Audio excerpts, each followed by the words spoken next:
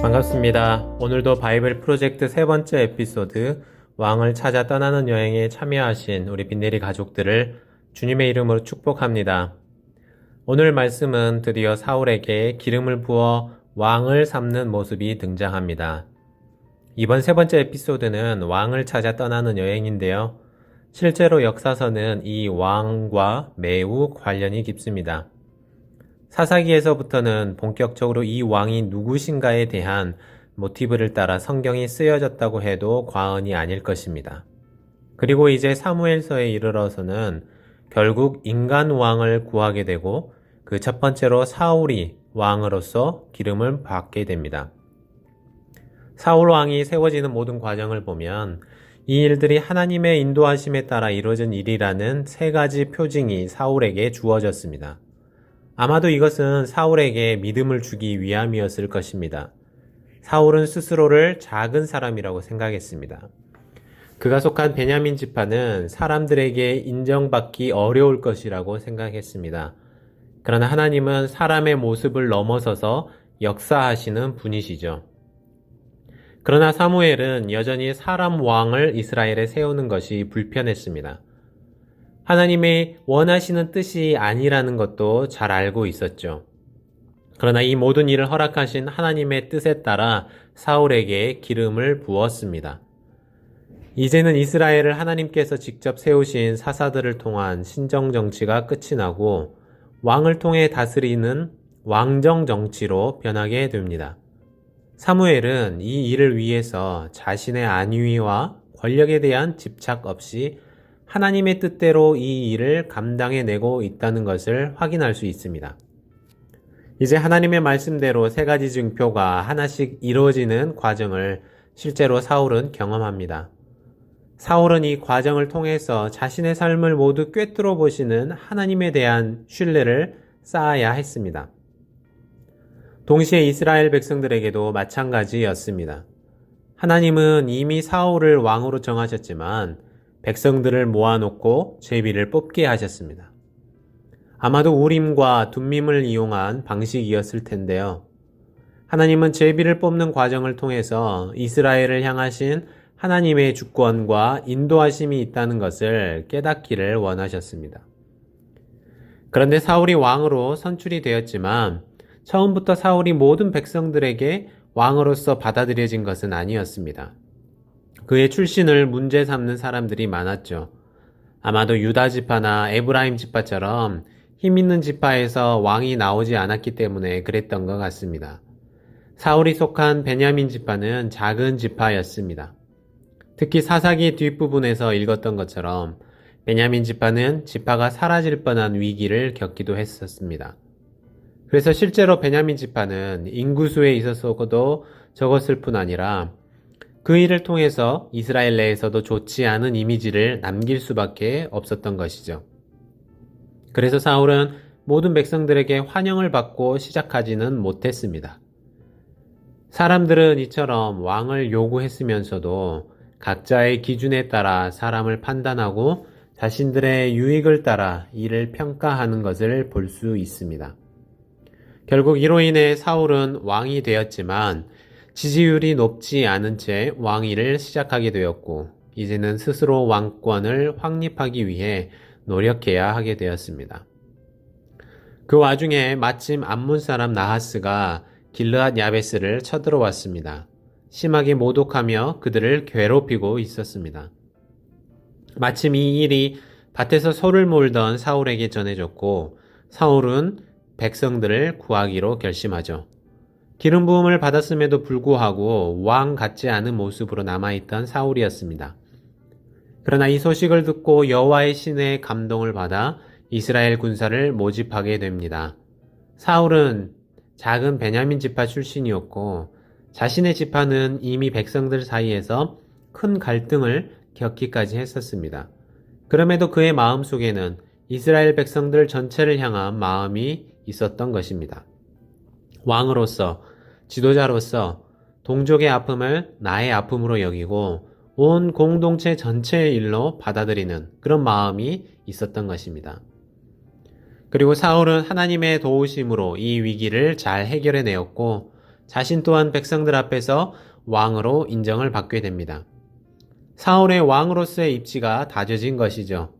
이때까지의 사울은 그래도 백성을 돌보는 성령의 사람이었습니다. 새벽 기습을 통해서 암몬 사람들을 멸한 사울은 길갈에서 정식으로 왕위를 받게 되었습니다. 이 과정에서 백성들은 지금까지 사울을 인정하지 못하고 반항하던 사람들을 처단하자고 하지만 사울은 이 사람들까지도 포용하는 모습을 보여줍니다. 사울은 스스로의 능력을 보이며 왕으로 세움을 받게 되죠.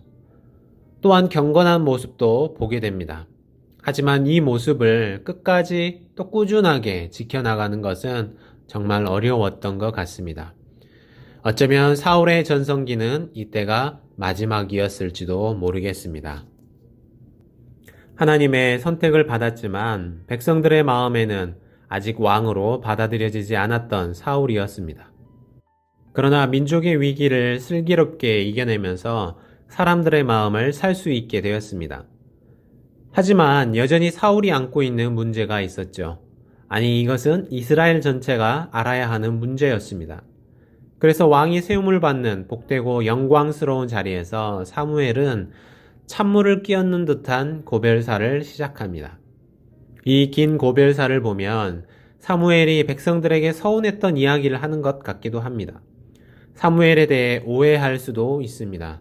그러나 이 긴 고별사의 핵심은 바로 12절과 13절에 나오는데요. 제가 한번 읽어보겠습니다. 너희가 암몬 자손의 왕 나하스가 너희를 치러 옴을 보고 너희의 하나님 여호와께서는 너희의 왕이 되심에도 불구하고 너희가 내게 이르기를 아니라 우리를 다스릴 왕이 있어야 하겠다 하였도다. 이제 너희가 구한 왕, 너희가 택한 왕을 보라. 여호와께서 너희 위에 왕을 세우셨느니라. 어떻습니까? 이스라엘은 이방 왕과의 싸움 앞에서 우리의 왕이 되시는 여호와가 있음에도 우리를 다스릴 왕을 달라고 요구합니다. 이것이 사무엘이 하고자 하는 말의 핵심이었습니다. 이스라엘은 이미 왕이 있었습니다. 세상에 그 어떤 강력한 왕보다 강하시고 능하시고 자비로우시고 은혜로우신 왕이 있었습니다. 그런데 이스라엘은 하나님의 다스림을 거부하고 이방 나라들처럼 되기를 간절히 바래왔습니다. 그렇게 세워진 왕이 바로 사울인 것이죠. 우리는 이미 여기에서 사울의 결말을 예측해 볼 수 있습니다. 하나님을 거부하고 사람이 택한 왕, 사람이 구한 왕의 결말, 너무나도 뻔하지 않습니까? 사무엘은 이 일이 얼마나 충격적이고 비극적인 일이 될 것인지를 마른 하늘에 내리는 날벼락으로 경고합니다. 그럼에도 사무엘은 그들이 살 길을 남겨두었습니다. 12장 20절을 보시면 너희가 과연 이 모든 악을 행하였으나 여호와를 따르는 데에서 돌아서지 말고 오직 너희의 마음을 다하여 여호와를 섬기라고 충고합니다. 그러나 아마도 사무엘은 이스라엘 백성들의 성정을 잘 알고 있었을 테죠. 그래서 이들을 위해 쉬지 않고 기도하기로 다짐합니다. 그리고 고별사 마지막 부분인데요. 12장 25절은 이 역사서의 끝이 어떻게 될지, 왕을 찾아 떠나는 여행이 어떤 결말을 맺게 될지를 보여주는 구절입니다. 만일 너희가 여전히 악을 행하면 너희와 너희 왕이 다 멸망하리라. 우리는 이스라엘 왕국의 끝을 잘 알고 있습니다. 이것은 이미 예견된 일이었습니다. 오늘 우리는 사울이 왕으로 세움을 받는 과정을 보면서 우리 스스로의 삶도 돌아보는 시간이 되기를 바라는데요. 나의 삶을 인도하고 다스리는 분이 누구신가 생각해보는 시간이 되기를 바랍니다. 우리가 오직 주 여호와 하나님을 섬기며 그 말씀을 따르기 위해 최선을 다하는 오늘 하루 되기를 소망합니다. 기도하겠습니다. 하나님 감사합니다. 이스라엘의 정치 제도가 바뀌는 과정을 살펴보고 있습니다. 이스라엘은 하나님의 왕 되심을 거부하고 인간의 다스림을 받기로 결정하는 어리석음을 보여주었습니다. 우리에게도 이런 어리석음이 있지는 않은지 돌아보는 하루가 되게 하옵소서. 하나님의 선하신 다스림을 구하며 살아가게 하옵소서. 마더스데이를 앞두고 있습니다. 가정을 돌보며 헌신하는 어머니들을 기억하여 주시고 그들에게 위로와 은혜를 기쁨을 허락하여 주옵소서.